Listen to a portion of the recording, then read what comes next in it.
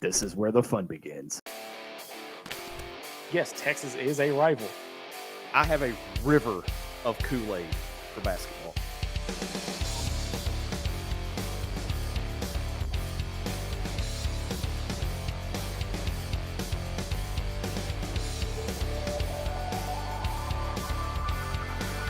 It's time to step inside the hog pen.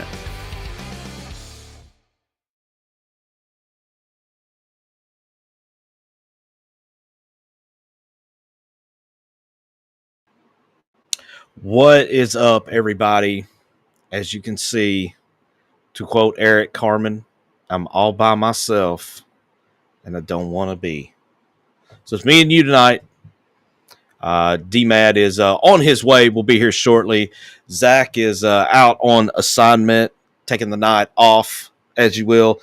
And Tyler is getting a well-deserved night off after got a new addition to the family. So we want to say congratulations to Mr. and Mrs. Tyler as they welcome their newborn into the family and into this world.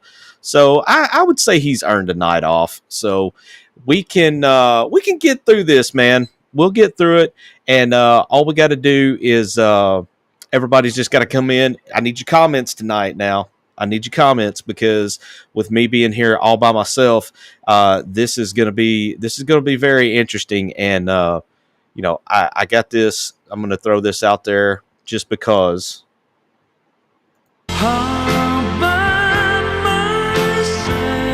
Yeah, that's me.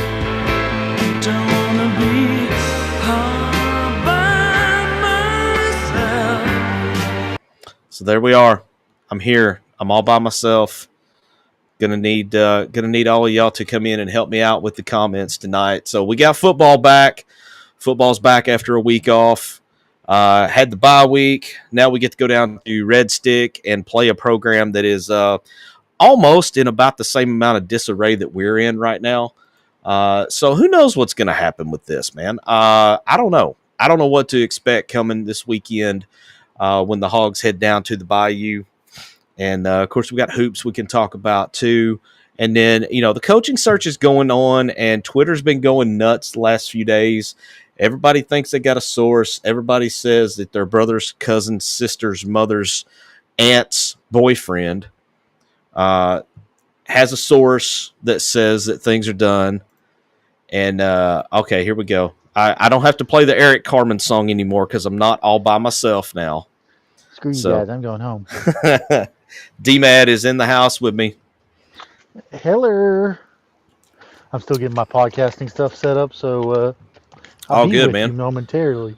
All good. I was just kind of telling everybody about how Twitter's blowing up over the coaching search, and everybody's brothers, cousins, sisters, aunts, in-laws, and outlaws thinks they have a source as to what's going on.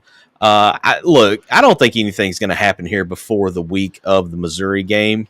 I just gut feeling. I just don't see how that unless they're going to announce Petrino. I don't see them making an announcement prior to the week of the Missouri game.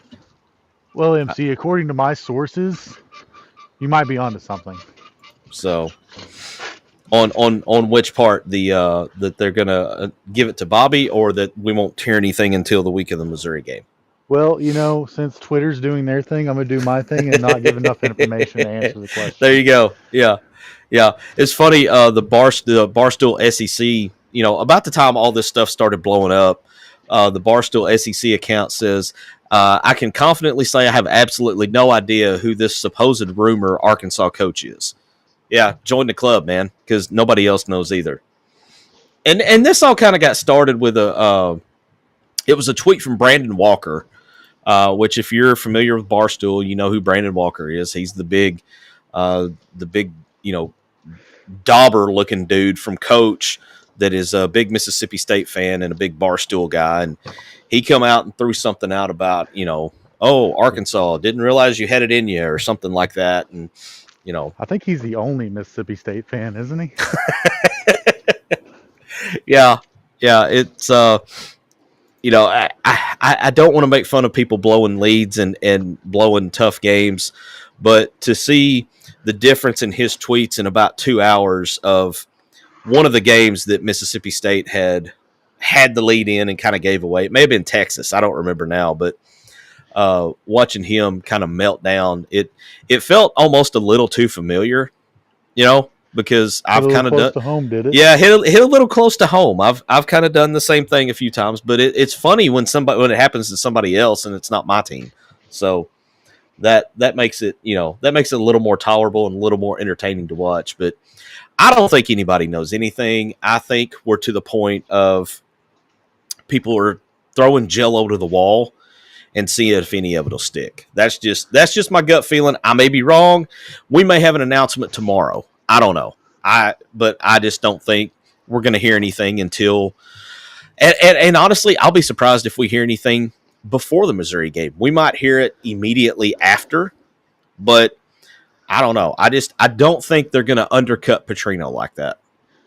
My brother's uncle's father's son, he said that if Petrino wins the Texas game, his name is right back in the hat. I mean, I could see that. I mean, we kind of talked about that a little bit pre-show. If he happens to go down and beat Texas, all the old heads that I'm calling old heads, so they're really old.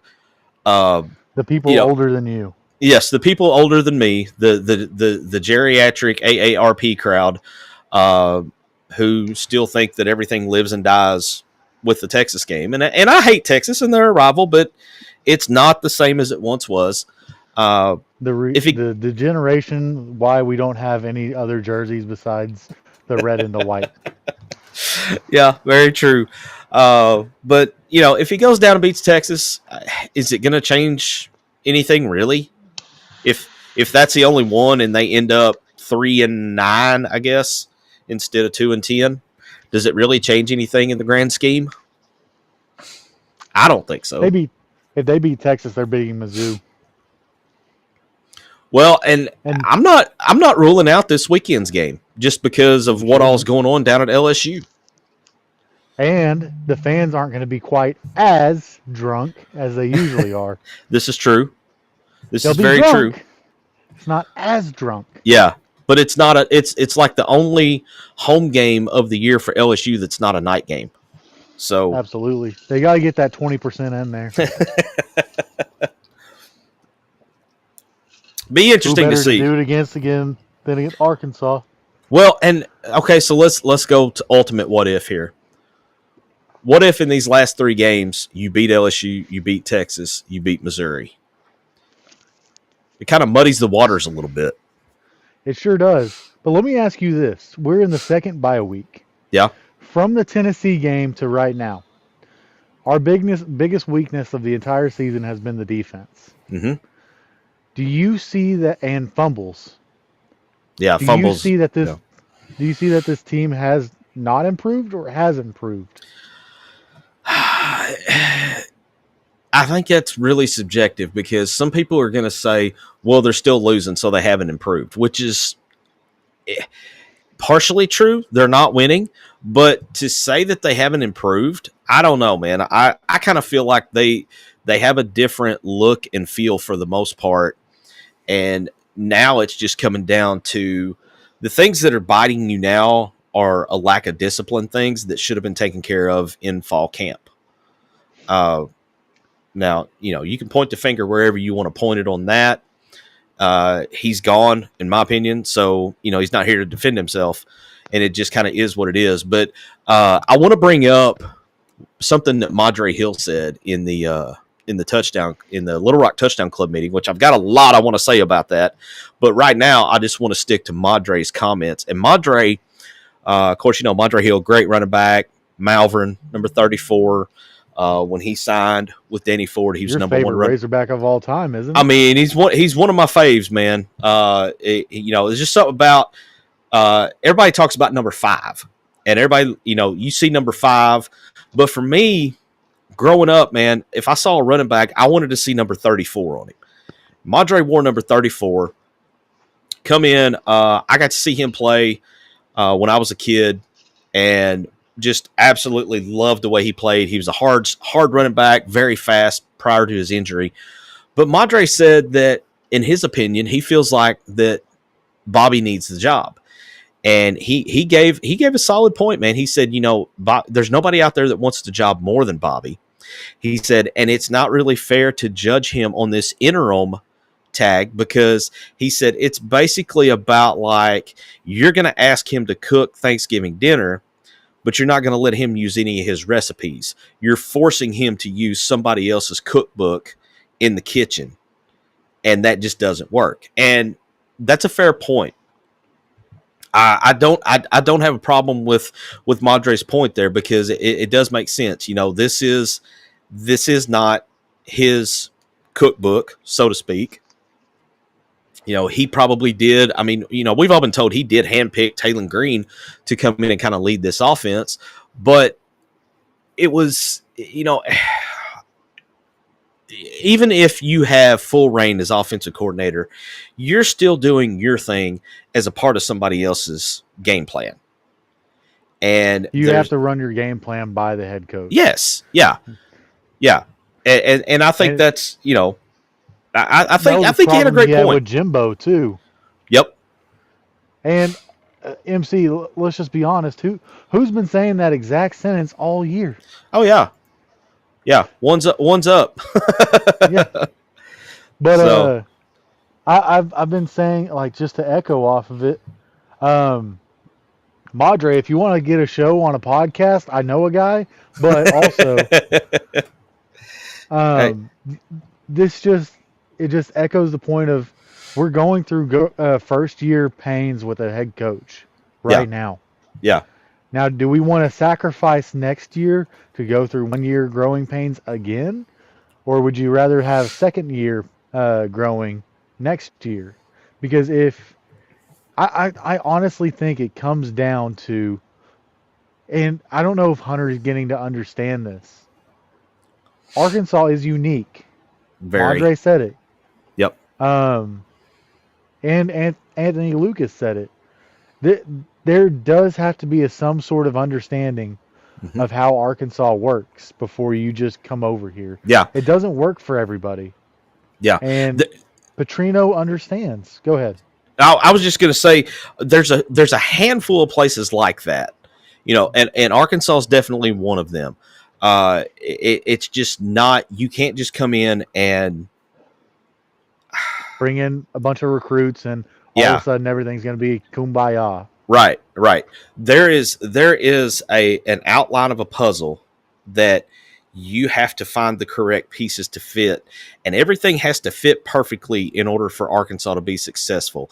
And we brought up the fact that Madre, we threw the ones up for you because Madre hit on something you'd been hitting on. Anthony Lucas was also there speaking to the club, and Anthony Lucas and Madre both hit on this, and this is something I've been saying for several weeks as well, is that Pittman always didn't he didn't always recruit the state of Arkansas the way everybody thought he should, because he didn't believe in the talent in the state. Okay, that's fine. If you look at neighboring states, the overall product of high school football in Arkansas is behind Texas, Louisiana, Alabama, Mississippi, Tennessee, Missouri. It's behind. It's not as good as those on a whole level product. But you can't get all your players from Arkansas. Exactly. But when you have the good ones, you can't let them get away. It's like Madre talked about, Coach Nutt talked about putting a fence around the state and keeping these good guys at home. And if you look at the teams, Madre brought up the 3 teams that went to the SEC title game, how they all had Arkansas kids in key spots. They may not have been all 11 on one side of the ball, but you had key spots here and there. You had him, and you had a couple guys on the offensive line when Madre was playing that were Arkansas kids. You had a couple guys on defense that were Arkansas kids. You fast forward and you look at when Matt Jones was, I believe it was 2002 that Arkansas went to the SEC title game with Matt Jones. You had Arkansas guys sprinkled all over that offense and defense, and then you go to the DMAC 2006 year. Look at all the Arkansas kids that were in that mix as well. And Madre brought up that it's just something different about an Arkansas kid that grew up and his dream was to play for the Razorbacks, and then he finally gets to live out that dream. Those kids are going to lay it all on the line. And I mean, they will, put their bodies on the line every single week if it means Arkansas is going to win. And we haven't had that in a while. And Madre even said when he tore his ACL, he said it didn't matter about if it was torn or if it wasn't. Yeah. He said he told his team, I'm going to go out there and they're going to have to bring me off in a stretcher for me not to play because because he said I am a Razorback. Yeah. And he's talked about playing for the logo on the side of the helmet. He's like, I'm a Razorback, and he's proud to be a Razorback. And even to expand on that point, let's talk about the few good teams Arkansas has had in the past 20 years. Yeah. Ryan Mallett, he was Texarkana, but it was Arkansas. Yeah. He wasn't a Texas product. He was Arkansas. Right. Yeah. That team also had 4 recievers from Arkansas? Yeah, you had Williams, Joe Adams, Jarius Wright, Greg Childs. And then if you want to count Kobe Hamilton. Yeah, Kobe Hamilton was another. I believe he was another Texarkana kid, wasn't he? Yeah, he went to high school with with Mallett, and then you had Tyler Wilson, the start of the Greenwood kids. Well, Broderick Green. Yep. I mean, he transferred back home from USC, and then who was the tight end that was also at Warren? Ben Cleveland. No, he was Springdale. Was Springdale. Jeremy Sprinkle. Yeah. So you had another one. You had another one there too. I mean, it was just you had these guys. They had 3 years in a row. Yeah. 3 classes in a row where they had a stud. And that's just offense. I mean, we haven't even talked about the defense. Yeah, you have not Drew Morgan. Jake Beckett was on that defense. Jake Beckett. He's a legacy. He's like a 3rd or 4th generation Razorback. So you had key positions on the field that had native Arkansans in those slots. And then you had the other pieces from Texas, from Louisiana, that kind of filled in those gaps where you didn't have Arkansas kids, but it meshed well and it worked. And it was kind of like Jalen Williams and Devo Davis on the basketball court. They knew what Arkansas had, and you just had to bring people in with them. Yeah, absolutely. I gotta put this comment up from Dan Yoakum because this is a great point that he makes. He says, I would love to be able to look at a crystal ball and see what our record would be now if we hadn't fumbled at Ole Miss and ended up winning that game. Man, you talk about a butterfly effect. I mean, because I firmly believe if Arkansas doesn't fumble right there on that pass reception, they're going to score because Ole Miss hadn't stopped them all night long. And you look at how the road split for those two teams after that game. I mean, Arkansas just went into like a death spiral and just spiraled completely out of control. And, we can all look at the polls and see where the Rebels ended up. And it's just, it's so wild to me that one play completely turned the fortune of the season like it did. It's just hard to stomach that at times. I would say we would probably be at this point would either be 4-3 or 4-6 or 4-5 or 3-6. That's kind of where my thought process is. And this is the guy coming from the guy that said we're going to have 8 wins this year. Yeah. I mean, I would like to lean more towards the 4 because I think if you beat Ole Miss, I don't think you lose to Memphis. Or Mississippi State or Auburn. And honestly, team just fails to understand how to close a team out. That's the thing, man. I think at this point it's a completely mental thing with this team. I think that they've had so many games where they've snatched defeat from the jaws of victory that now even they are of the mindset of, okay, how are we going to mess this up? What's going to happen that's going to cause us to lose? And if that gets in the mindset of the players, man, you're not going to win games. It's just not going to happen. Yeah, I mean, I just don't think that having the Ole Miss game. I just don't think that would have changed a whole lot of the trajectory of the team. Um, it probably would have changed Missouri or Ole Miss's trajectory a little bit. Yeah. But I just, with all the problems that we've had on defense and the fumble at Memphis too, like they didn't close out against Memphis either. Yeah. And hey, our boy Tyler is in the comments. Hey man, you're supposed to be on baby duty. What are you doing? Still had a very exposable defense either way. Do you think if you pull that one off, you beat Memphis though? I do. I think if you beat Ole Miss, I don't think there's any way you lose to Memphis next week. That's just me. And then he says, "How does that carry into Notre Dame?" I mean, you had a really defeated team going into Notre Dame. They let go of the rope. I mean, let's just be honest. They let go of the rope in that game. Yeah. And here's something that Sam was never good at. Not to beat a dead horse. It twitched. Hit it again. I mean, down here in Oaklawn territory, you know. But but Sam's teams Sam's teams never handled success well. Yeah. It didn't matter. They never handled bye weeks well. Mm-hmm. Whenever they had a little bit of success, you'd always see them just kind of back up and say, "Yeah." And just look at the decline of KJ Jefferson. Like, man. KJ could have been the next Cam Newton if he would have kept on attacking. Mm-hmm. And that's the difference between who's the best quarterback that was in the draft last year. Last year? Yeah. Man, you put me on the spot. I don't even know. Shedeur Sanders. Yeah. Okay. All right. Let's take Shedeur. Yeah. Everybody's going to argue that he's better than Dylan Gabriel. I don't care. Take Shedeur Sanders. He athletically a freak. He can throw the ball to any part of the field. Mm-hmm. But when you get to the NFL, there's a different gear you got to get to. And that's the reason why you have all the 5 stars in the world doesn't help you when you get to the NFL. That's true. It's one of those things where you have to now adapt.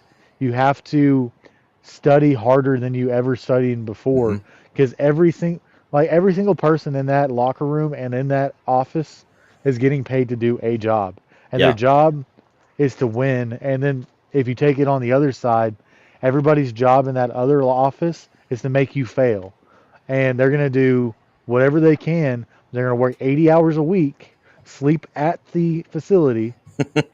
Shout out Chad Ochocinco. They're doing whatever they can to get you to fail. And that's just something that KJ wasn't doing. He just kind of said, "I'm that guy. I'm an alien," as he said against BYU. Yeah, I wasn't. What was it? I wasn't born. I was built in a lab, and at the moment, okay, it was kind of funny because he was playing really well. But you can be as confident as you want, but you better work hard behind it too. Yeah, and I think that's where things got lacking. I think the money and the fame and everything kind of went to his head, and I will die on this hill that after that fumble, when he tried to dive from 8 yards out, he was never the same after that. I agree. I mean, hell, look, y'all want to talk about trajectories. And what, going into that Texas A&M game, were we undefeated that year? And we were about to go up 21-7 in that game too, because if we score right there, we go up 21-7, and the blowout's more than likely on. But instead of that, it ended up 14-14, and then we never recovered. Okay, Tyler, I'm gonna challenge you to tell me one quarterback Kendall Briles has coached in the NFL. And that's because of this comment coming in. Tyler comes in and says, if Briles was his OC, he'd be in the NFL. I will say this. Had Briles stayed and the dipstick never been brought back at offensive coordinator, Browse was really good at hiding the warts, if you will, that ran in KJ's game. He was able to disguise his weaknesses and put them to where they were not in the forefront and not likely to get exposed. So he was a top 10 play caller in college football right now. I don't yeah, care what anybody says. He can call a play for this play and then have that play set up for 5 plays from now. And that's he can fair. get you into different. Bobby Petrino can do the same thing, and arguably at a different level. But Bobby's going to do his based off of a pass offense, and Kendall's going to do his based off of a run defense or a run offense. So they're doing it in different ways, but they know how to set you up for failure. And oh God, I want to look at everybody in their face that said fire Kendall Briles and say you're an idiot. Sorry, MC, because I know you were in that crowd too. But hey, I mean, it is what it is, man. I've had to eat my share of crow on more than one occasion, so I will. Look what he was doing with Malik Hornsby. Yeah, that dude had a terrible attitude, by the way. Yeah, I saw him during the spring game one year. Ripped off his helmet, threw it on in the spring game. Ripped off his helmet, threw it on the sidelines, and then my wife, she was like, "I hope he never plays." I was like, "Yeah, he's going to." Well, And then against Alabama, he starts moping around. Yeah. Whenever they call what's his face's number instead of him, like, yeah, you're a me guy. You can't be a team guy. Well, and he bounced around the transfer portal 2 or 3 different places, ended up actually over here in my backyard at A-State, lasted 1 season there, and he was at A-State for a season. They had put him at wide receiver just because of his insane speed. He was fast now. Yeah, he couldn't get on the field though. He could not. I mean, I think he had a handful of snaps here, very few receptions at all. My favorite snap of his was third quarter against Penn State. And he took that read option and went about 40, 50 yards and about 3 steps, it looked like. Yeah. He got to 6th gear real quick now. Very quick. Yeah. Yeah, and that was the thing, man. He had all the speed in the world, but he just, that was all he had. He just didn't have the other tools to go with it. And from what we have seen, he didn't have the attitude to put in the work to have the other tools to go with it. But nonetheless, I'll tell you what we're going to do, D. We're going to go ahead and do picks. And then after we do picks, we're going to come back. We're going to talk some Hawg Hoops on the other side of the break. So if you are ready, I have Tyler and Zach's picks both. Do you have the results from last week? I do. Let me check the group chat because he might have thrown those in there and I missed it. Get out of that. I don't want I'm sorry, you're going to have to run everything because as y'all can still see, I've made it out of Guantanamo Bay, and now I'm in parts unknown. I do not see the results from last week in the chat. So if Zach's probably listening. If not, send him a text message. Yeah, I will. I'll see if I can get those. But so here we go. Notre Dame at Pitt, which is your game day game. Which I have a lot of things I want to say about that. Can I stop you just real quick? Yeah. So before we go to picks, Tyler, De'Aaron King, do you want to know who he started over in high school? I don't know this. Kyle Trask.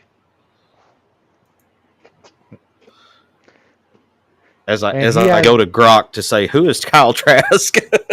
He was the Florida quarterback that under Dan Mullen that threw for 5,000 yards almost. Okay. But De'Aaron King was a hell of a player, and he's still not doing anything in the NFL either. But, sorry, game day at Pitt. Yeah, so this is the one that after Reese Davis coming out and kind of lifting his skirt a little bit and pulling his top down to show a little bit and just kind of tease everybody that that game day might be headed to Arkadelphia for the Battle of the Ravine, they decide to go to Notre Dame at Pitt. So, As a Ready alumni, somewhat proud Ready alumni, I can tell you why. okay. There was a year while I was in school that they did a little snippet of it in game day. I want to say it was the year 2013. Vaguely remember this. Yeah. So I was a sophomore in college, and I remember game day. It was a big news around campus that game day talked about it. Mm-hmm. And that year or the year before would have been the best years to ever bring game day to Arkadelphia. And I'll tell you why those years were different. Henderson and OBU were both ranked in the top 10 that year. This year, between OBU and Henderson, they have a combined 6 losses. So the game, however, being very interesting, there's nothing of consequence to it. So it's not like when they went to, was it North Dakota, South Dakota, or North Dakota State and South Dakota? It wasn't like when they went there and those teams were literally number 1 and number 2. This team the game was just between 2 decent Division II teams, and that was probably the reason why, if I had a guess. Now, I'll be honest with you, I would have been right there with everybody if they went down to game day. I mean, I'm 30 minutes away from Arkadelphia. We would have been live from Arkadelphia if that would have happened. Man, that would have been cool. I would have had my shirt that said OB Who on it. I probably should have worn that. Jeez. Fail. Well, and so here's the other thing that I'm kind of thinking might happen now. You know, Reese Davis kind of threw it out there, got everybody all hyped up and crazy. I mean, you saw the stuff where Henderson and OBU both came together and did like this joint marketing effort to make it happen. This is, I believe, and you can correct me if I'm wrong here, this is the 98th meeting of the Battle of the Ravine. Could it be that maybe in 2 years, when it's the 100th game, that's when they come back? Man, I would love to say that would happen, but it all comes down to how are those 2 teams doing, and I think that's what it's going to come down to. Well, and you also have to think about this with, you know, some of the conferences like the SEC moving to 9 games. What are the other schedules in Power 5 schools going to look like in 2 years? You know, was this their one opportunity? Because, I mean, honestly, man, Notre Dame Pitt, it's just kind of like, really? That's the hunting on third down is what it is. That's kind of what it feels like. So, you know, you have to think about now, okay, what's going to happen in 2 years with the schedule? Are you going to come up and you're going to have 2 SEC teams that are like number 3 and number 5, or, you know, 2 Big Ten teams in the same situation? So I don't know. As executive producer, I'm going to call an audible. Okay. One of our games we're going to pick is going to be the Battle of the Ravine. I'm good with that. You will dispense that out to boys. I can't really text that out, but if you'll text that to them, and we'll save that one for last. Okay, that'll work. So, all right. So, Notre Dame Pitt, who do you got? Notre Dame. All right. Jeremiah Love is looking a whole lot better than I thought he was going to. Yeah. I thought he was just, he's doing what Genty did last year at a bigger team. Except for he's not getting as many 40, 50-yard plays. He's doing it against quality-ish competition. Yeah. No, I'm kind of with you there. I'm going to take Notre Dame as well. I don't see anything in Pitt. I haven't seen them play a whole lot this year, but I don't know, man. It's just something about they haven't been on my radar all year, honestly. What's the spread on that game? That one is, I had it right here. Bear with me just a second. Let me go back and. If it's more than 12 points, I would still hammer Notre Dame. 12.5. Notre Dame minus 12.5. So they got that. For Oakland. They got that hook right there. So Good Lord. So all right. So that is, and then Zach is also taking Notre Dame. So that one is a clean sweep. Everybody's taking Notre Dame. Next up, Boomer Sooner goes down to Nick Saban Field to take on an Alabama team that I think they found their way, man. I think they, they're sitting in the driver's seat now. They're going to be in Atlanta most likely. But OU goes on the road to play at Bama. Yeah, I know me and you talked about this game earlier, and I kind of put it in our group chat because we've been doing this for so damn long. Back in the year of the 4-8, I said, if you fire everybody, you better make sure you go get Kalen DeBoer. Yeah. Next year, he's off to Bama. No, I think at the end of the year, Saban retired in like January of that year or February. Yeah. Hell, we would have already had him hired. Yeah. Golly. Missed opportunities, guys. Yeah, and I mean, I have hammered this and hammered it and hammered it that, I kind of feel like Hunter needs his feet held to the fire for not making a move after that 4-8 season in 2023. I think I said after the Mississippi State game, you have two options. You fire the offensive coordinator and see who he hires, see if he can make an improvement, or you fire the whole bunch. And for everybody saying they should have fired everybody last year, well, there's about 6 teams in the SEC that were saying the same thing right now. Yeah. Nobody got fired last year. Ugh, that text message I just got. Every team in the SEC should, if they wanted to get a new coach, would have fired him last year in a normal year. But last year was not a normal year. So everybody decided to go ahead and hold on to see how the rev share would work. And they understand it now, and you're seeing a correction from a lot of schools. With that being said, I'm picking Bama. Yep, I'm taking Bama as well. And I believe that's who Zach took as well. Tyler, going out on a limb. I don't know if this is from lack of sleep with the new baby being at home or what, but he took OU on the road. Man, he's got the best win percentage. That's the problem. Yeah, that's the thing. I mean, going out on a limb like this has worked out for him. Bama is minus 5.5, and the over-under is 45.5. So we will see what happens there. I think it's 3-1 here, but like you said, he's got the best win percentage. So we'll see what happens. Up next, the classic Big Ten matchup of Iowa and USC. How did I know? How did I know that's what was happening? Tyler is taking Iowa in that one. Man, that's tough because USC just played, or not USC, Iowa just played somebody really close too, didn't they? Yeah, they did. My dog says hi, apparently. Got to get screen time. Yeah, I think he's wanting to go inside, but I'm just going to go ahead and take USC and Arkansas's future coach. I mean, what? Okay. Little subliminal messaging there. I like it. According to my brother's uncle's father's son's sources. Same people that saw Ferris pass out at 31 Flavors last night. So there you go. Man, I saw Jimmy Sexton down at the old Quick Trip in Little Rock. Yeah, there you go.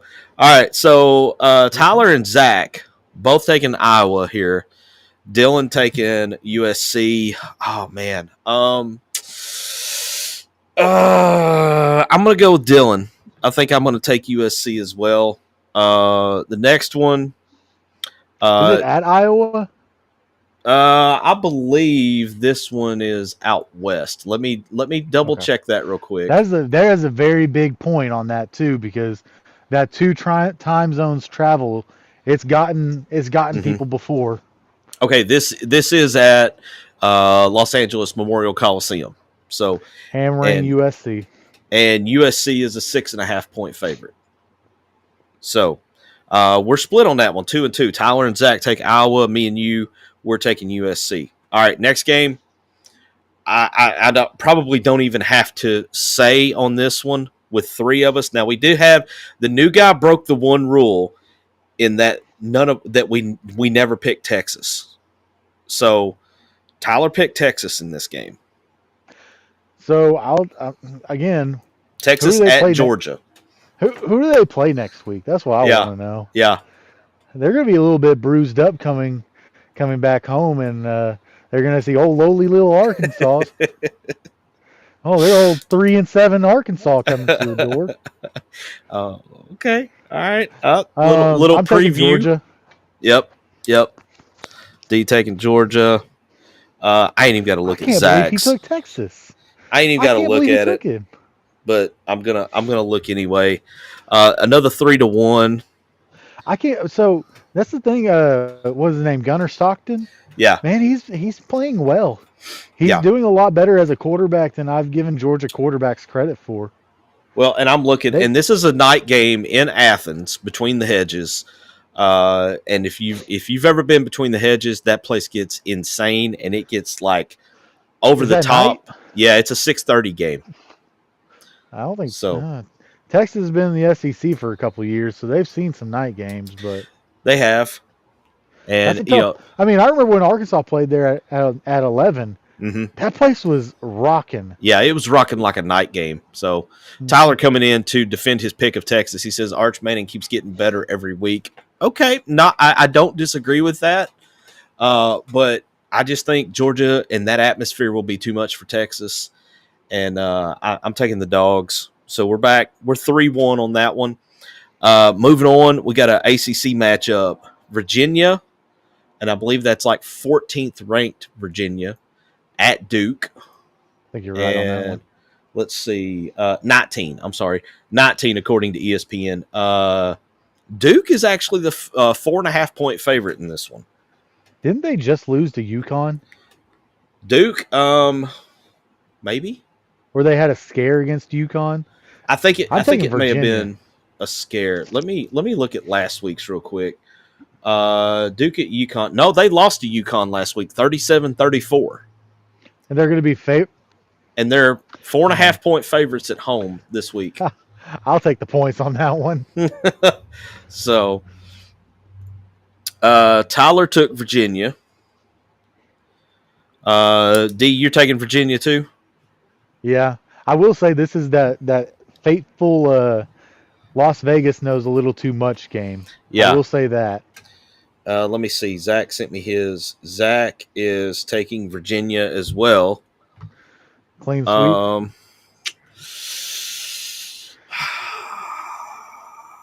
Man.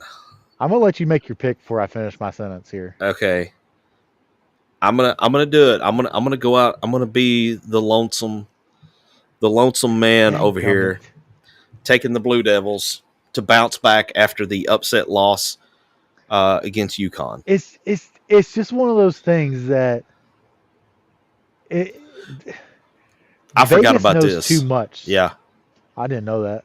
I had forgotten that. So Virginia lost to Wake Forest last week too. I completely forgot about that. Thank you, Tyler, for pointing that out. But sometimes Vegas just knows too much. Like whenever Arkansas played Tennessee last year, and I think Tennessee was only like a couple point favorite. Yeah, and they were in the middle of the Nico Heisman hype. Oh yeah, God.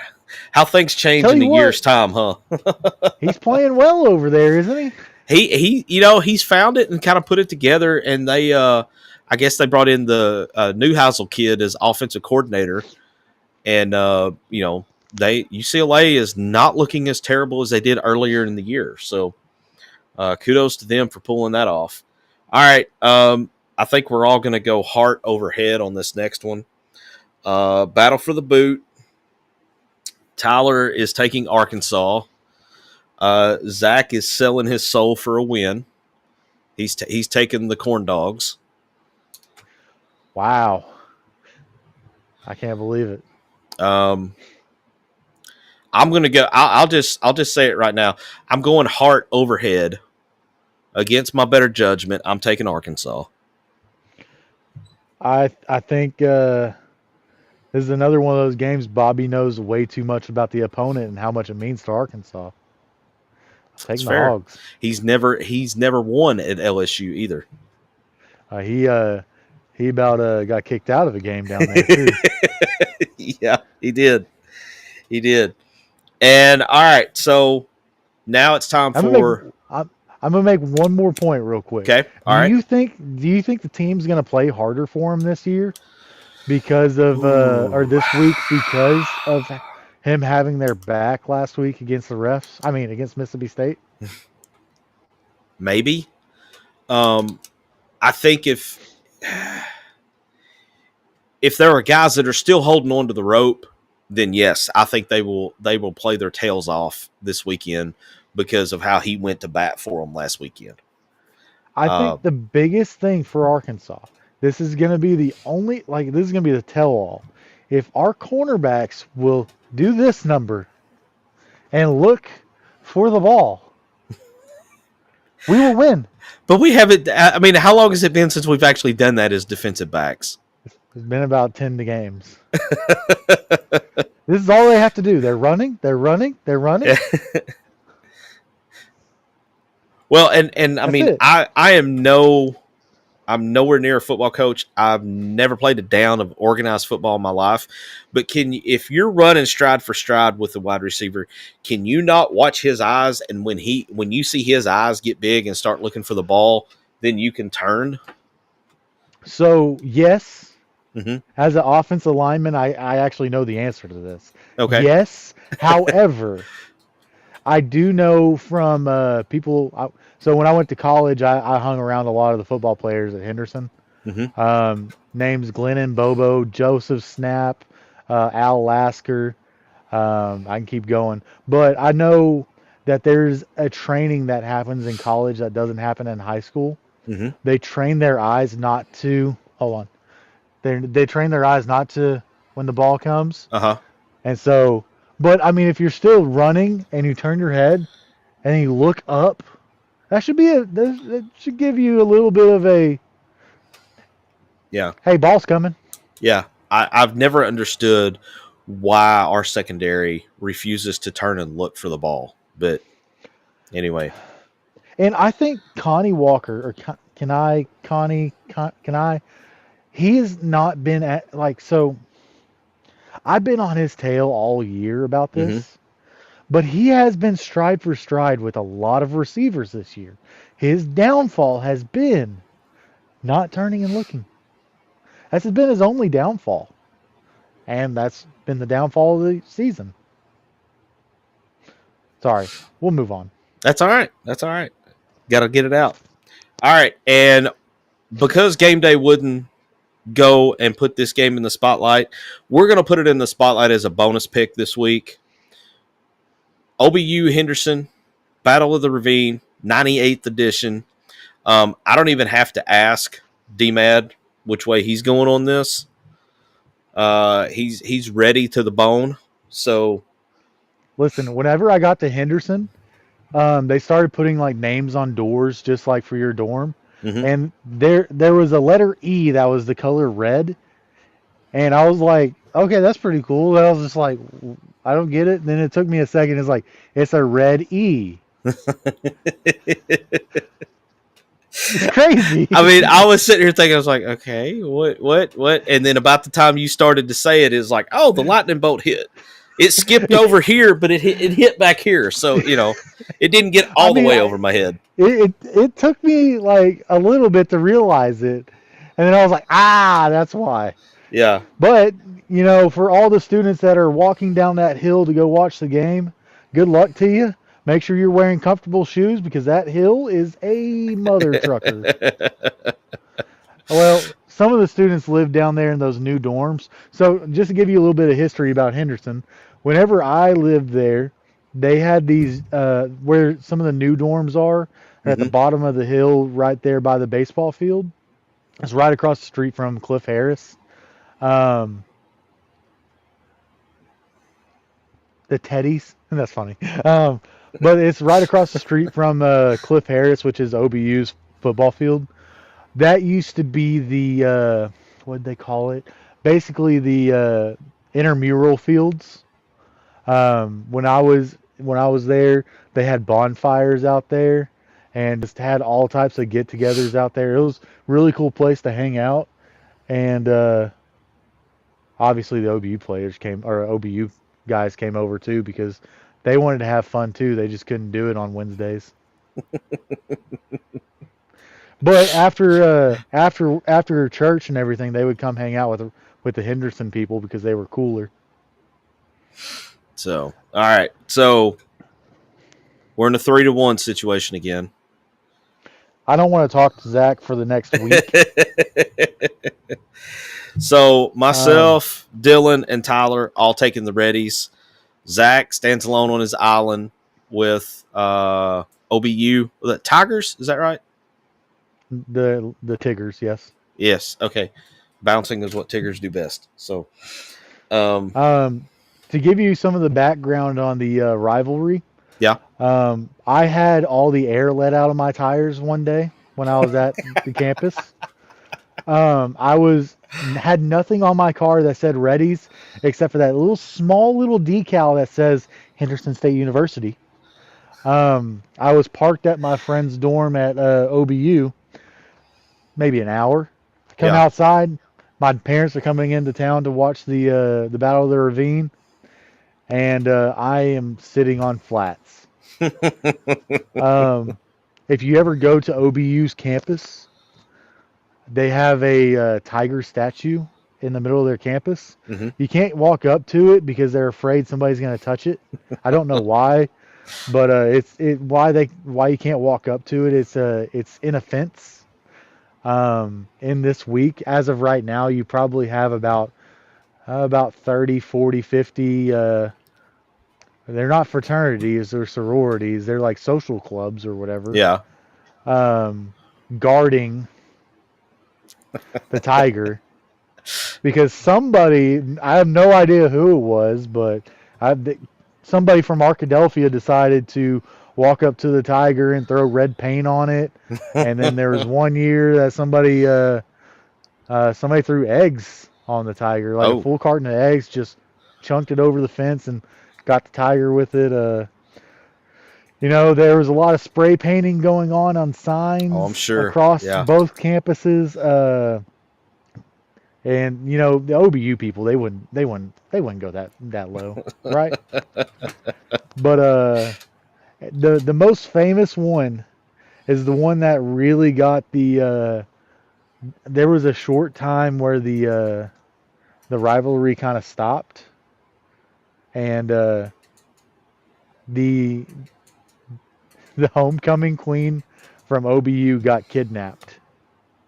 Oh, wow! Yeah. They found her up in Lake Washita area at somebody's little lake house. But yeah, so this is legit. Like, there's not a punchline here. This is legit. You can literally Google that a homecoming queen got abducted a week. Wow. Yep, there it is. I don't know if there was any arrest made, because back in the 80s, it was just all fun and games. Right. But yeah, somebody got kidnapped. Wow. I just want to say, while I was a Henderson student, I only saw us lose to OBU one time. Yeah. There was a former NFL player on the sidelines when I was at one of the games. He played for the Kansas City Chiefs as tight end. His name was not Travis Kelce. It was Sean McGrath, former Henderson State alumni, and the band for Henderson is something that you need to go see. They're called the Show Band of Arkansas. Okay. And they do a really good job. I do encourage everybody, if you are in the area or feel like driving, that is not a game that it's not going to be a game that you just, that was a waste of time. There's always going to be something. There's always going to be booing. There's probably going to be some type of altercation, but it's always a good time to go watch the Battle of the Ravine. Yeah, I've got a friend of mine. He is a high school scout. Works for NSR, National Scouting Report. Former Ready. He played ball there in the early to mid '80s, and he's always told me about. He's got to get me down there. He's got to get me down there. He's moved off to Alabama, but when all this game day stuff come up, I started texting with him a little bit, and he's like, "Yeah," he's like, "I don't know if this is the best year." He's like, "But we're not going to turn it down if it happens," Absolutely. And but I am going to get down to Arkadelphia. Won't be this year, but I am going to get down there for an OBU Henderson game because I've heard too much about it, and now that I know the whole story of the kidnapped homecoming queen, I mean. Damn. I don't even know that, you've got dead trees in the Alabama-Auburn rivalry, but I don't know that you've ever had somebody kidnapped over it. So I will tell you this. There are two colleges that live side by side to each other. Yeah. They do intermingle every now and then. However, whenever it comes to being this week, there's a lot of let's just say bad blood.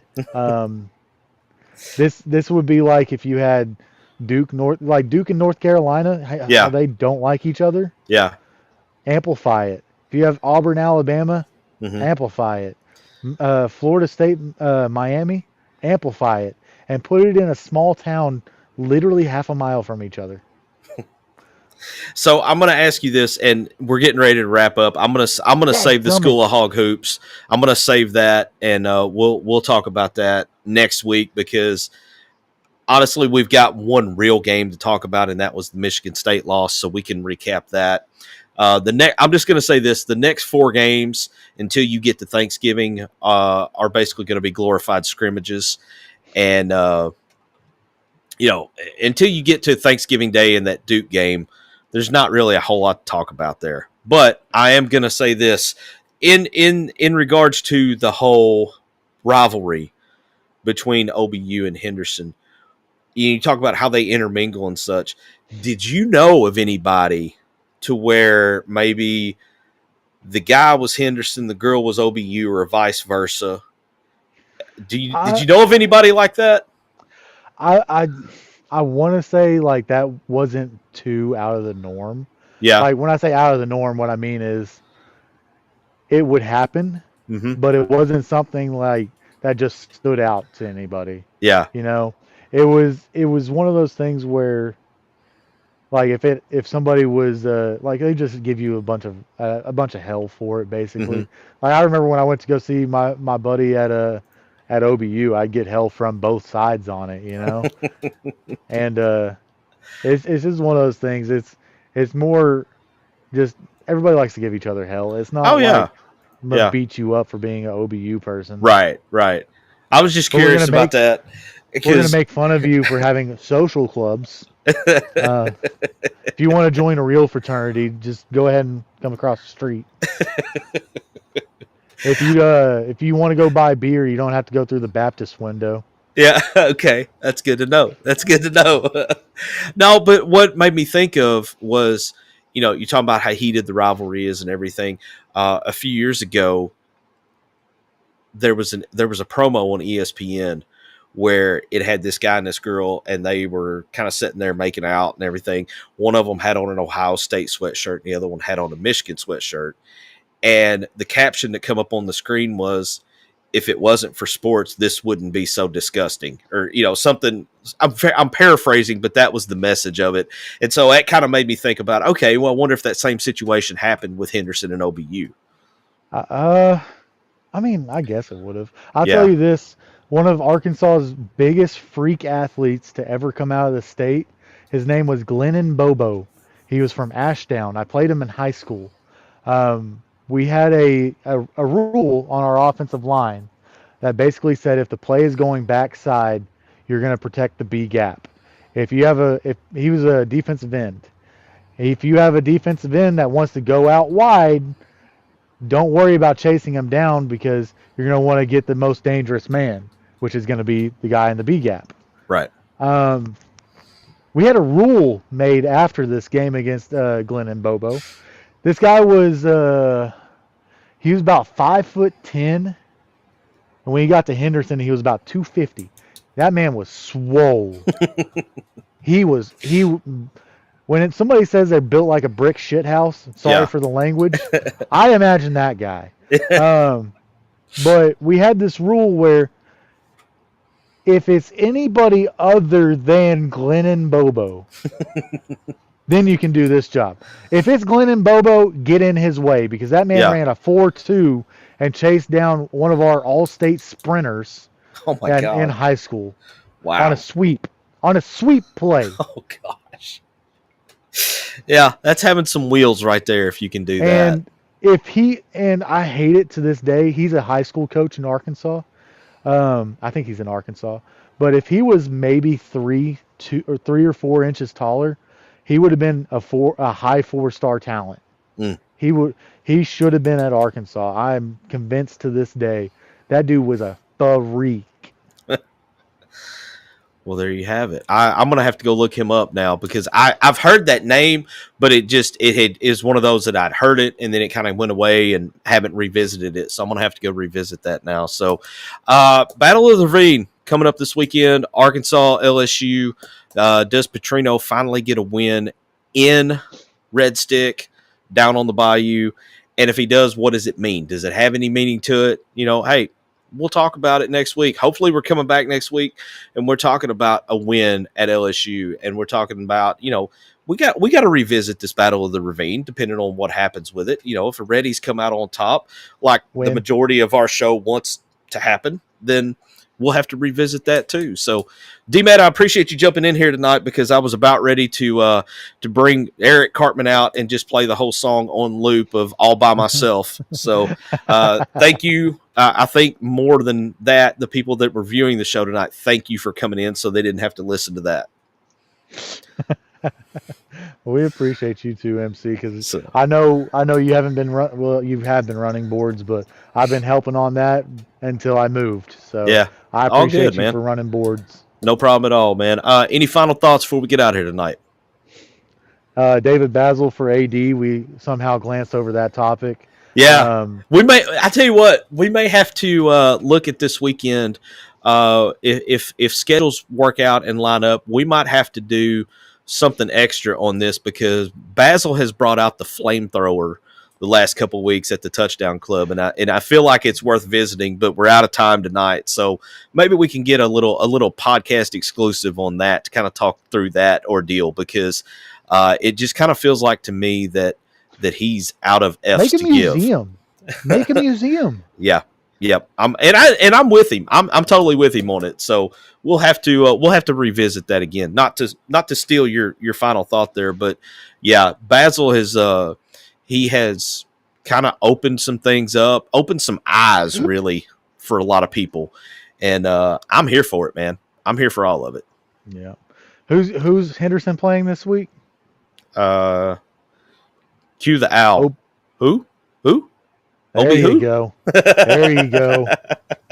All right. No better way to end the show than with that. So, D-Mad, appreciate you jumping in with me tonight and keeping me from flying solo here. Tyler, take care of that baby and the missus. Make sure that they're both getting the 5-star treatment they deserve there while you're doing the new dad duty thing. Zach will be back next week. We should have the full house back here next week. So, until then, for D-Mad, I'm MC. We'll see y'all next time. See ya. Thanks for watching this episode of Inside the Hog Pen. Listen anytime on your favorite podcast provider, and be sure to follow us on all our social network channels.